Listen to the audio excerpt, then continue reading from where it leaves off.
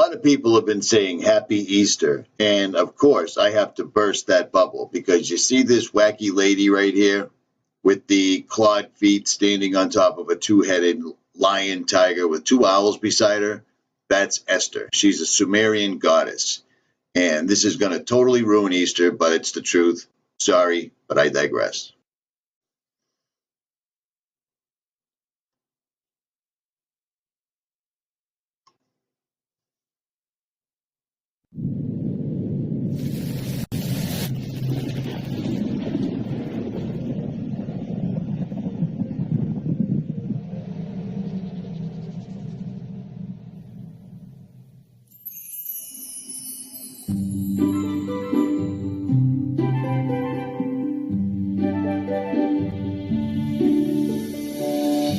Spring is the best season of the year for many people. Warm, sunny days, the earth springing forth with new life. Flowers, budding trees, baby animals, all seem to joyfully announce that the long, cold winter is over. And that's exactly why every time this year they do stuff like this. You see what I mean? But I digress. No other springtime custom encapsulates these celebrations of new life quite like Easter. From baby animals to Easter eggs and Easter egg hunts, to sunrise Sunday services and more, Easter is a beloved tradition to many people. Easter Sunday is the highlight of the Roman Catholic liturgical year, when the resurrection of Jesus Christ is celebrated. According to their catechism, Easter is not simply one feast among others, but the feast of feasts, the solemnity of solemnities, just as the Eucharist is the sacrament of sacraments, the great sacrament. Saint Athanasius calls Easter the Great Sunday, and the Eastern churches call Holy Week the Great Week, the mystery of the resurrection in which Christ crushed death. The origins of Easter, however, reveal that it flows directly from ancient paganism. Shortly after the flood, Nimrod re-established idolatry in the earth. After his death, Nimrod was promoted as the original sun god. His widow, Semiramis, was called the Queen of Heaven. Various cultures continued the idolatry of these original pagans under different names. To the Egyptians, Semiramis was Isis. To the Babylonians, she was Beltis, consort to the god Bel. To the Canaanites, she was Astarte. The Assyrians called her Ishtar. The worship of these goddesses involved occult fertility practices.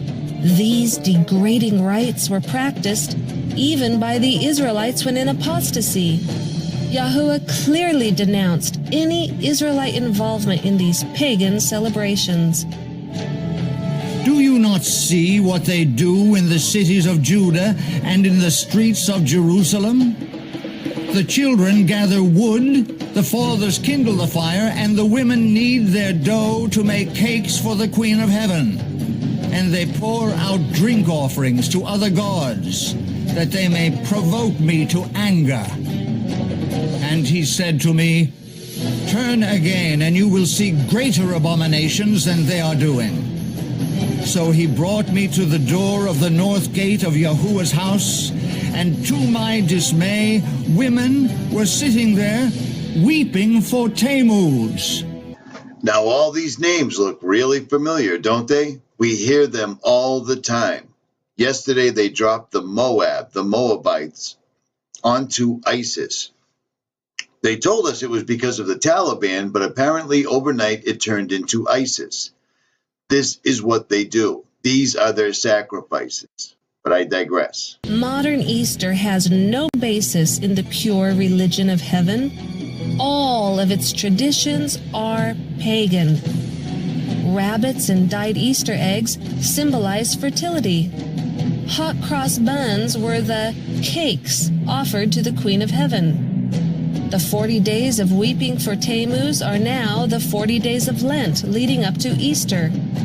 Sunrise services were performed by pagan priests to honor the sun god. Celebration of Easter does not honor the death and resurrection of the Savior. Participation in pagan practices honors Satan. No amount of renaming it by Christian names can purify Easter of its pagan origins. Easter is much more than a pagan impostor pretending to be Christian, lurking behind the pretty facade. Easter is a cover-up for the greatest fraud of all time, a calendar change which hides the true day of the resurrection and the true seventh-day Sabbath. As the years passed and the first Christians died, paganism began to corrupt the once pure faith. The Church in Rome, greedy of ever greater power, sought ways to increase her influence. To conciliate the pagans to nominal Christianity, Rome, pursuing its usual policy, took measures to get the Christian and pagan festivals amalgamated. And by a complicated but skillful adjustment of the calendar, it was found no difficult matter in general to get paganism and Christianity, now far sunk in idolatry, in this as in so many other things, to shake hands.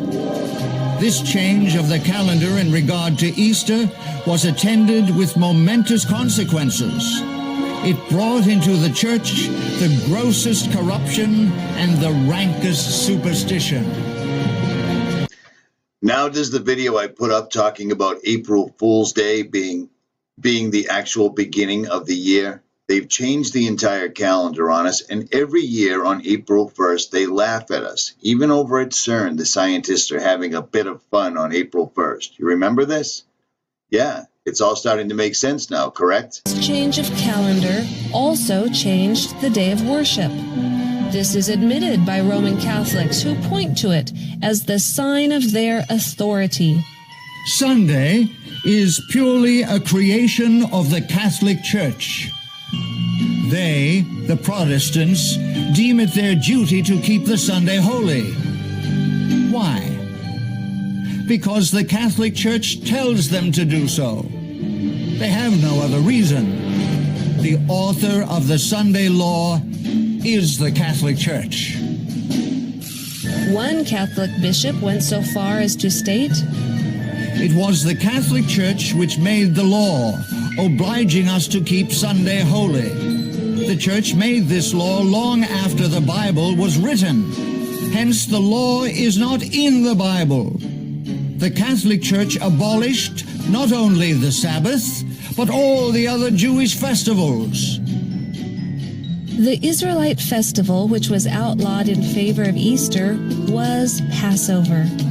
All early Christians kept the feasts of Yahuwah as outlined in Leviticus 23. Paganized Christians still wanted to celebrate Easter, while apostolic Christians, still clinging to a pure faith, observed Passover.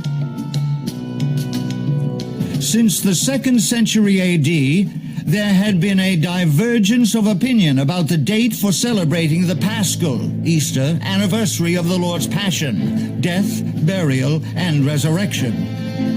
The most ancient practice appears to have been to observe the 14th, the Passover date, 15th and 16th days of the lunar month, regardless of the day of the Julian week these dates might fall on from year to year. The bishops of Rome, desirous of enhancing the observance of Sunday as a church festival, ruled that the annual celebration should always be held on the Friday, Saturday, and Sunday following the 14th day of the lunar month. This controversy lasted almost 2 centuries, until the Emperor Constantine intervened in behalf of the Roman bishops and outlawed the other group. The point of contention appeared deceptively simple: Passover versus Easter. The issues at stake, however, were immense.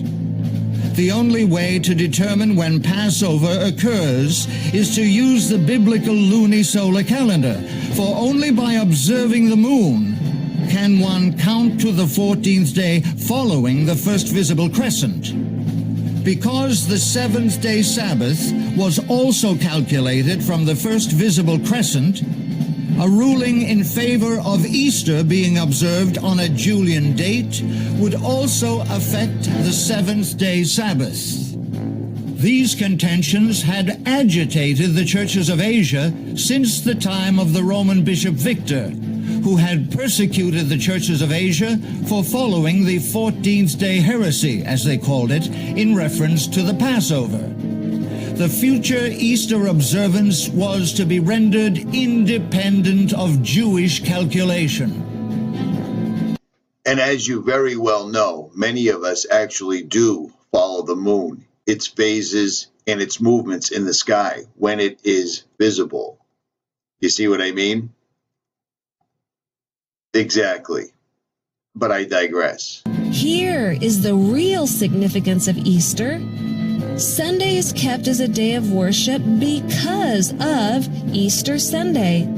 It is claimed that the Savior was resurrected then. Consequently, it is assumed that the day before Easter Sunday, Saturday, is the seventh-day Sabbath. Jews today worship on Saturday rather than the biblical seventh-day Sabbath. However, Jewish scholars admit that the calendar in use for worship today is not the same as was used in Bible times. The new moon is still, and the Sabbath originally was, dependent upon the lunar cycle. The Jews point to the extreme persecution following the Council of Nicaea's decision to set aside Jewish time calculation as the reason for why they no longer use the biblical calendar. Declaring the new month by observation of the new moon and the new year by the arrival of spring can only be done by the Sanhedrin. In the time of Hillel II, 4th century CE, the Romans prohibited this practice. And that's exactly why my channel is in a constant state of censorship, because months ago I brought you all this information about the Noahide laws and the Sanhedrin. This is exactly why certain channels, this new ad revenue deal is nothing new. They have been censoring my channel for well over a year. I am in good standing and have been for over a month, yet I'm still not allowed to live stream, because I put information like this up, and they do not like this one bit. And I'm going to continue doing it until I'm totally unable to put videos up on YouTube. But I digress. Scholars understand that Christianity stepped free of its biblical roots when the pagan Easter was substituted for the true Passover. At the Council of Nicaea, the last thread was snapped which connected Christianity to its parent stock. The festival of Easter had up till now been celebrated for the most part at the same time as the Jewish Passover, and indeed upon the days calculated and fixed by the Sanhedrin in Judea for its celebration. But in future its observance was to be rendered altogether independent of the Jewish calendar. Emperor Constantine stated, "For it is unbecoming beyond measure that on this holiest of festivals we should follow the customs of the Jews. Henceforward, let us have nothing in common with this odious people. Our Savior has shown us another path. It would indeed be absurd if the Jews were able to boast that we are not in a position to celebrate the Passover without the aid of their rules or time calculations." The truth is, Easter is a fraud.